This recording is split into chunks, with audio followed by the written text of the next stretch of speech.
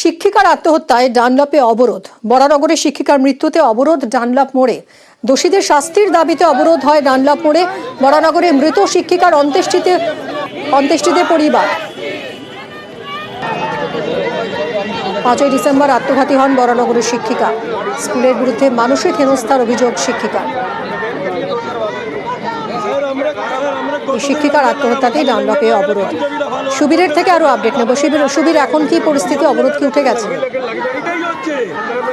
দেখো, যে শিক্ষিকা ছিল সেই শিক্ষিকার বাড়ির তরফ থেকে কিন্তু সেখানে অবরোধ করছিল এবং সেই জায়গা থেকে কিন্তু তারা অবরোধ করছিল এবং সেই জায়গা থেকে তারা বলছিল যে যারা দোষী তাদের উপযুক্ত শাস্তি হবে এবং সেই জায়গা থেকে কিন্তু তারা অবরোধ করছিল। সেই জায়গা থেকে পুলিশ যারা আছে তারা বলছে যে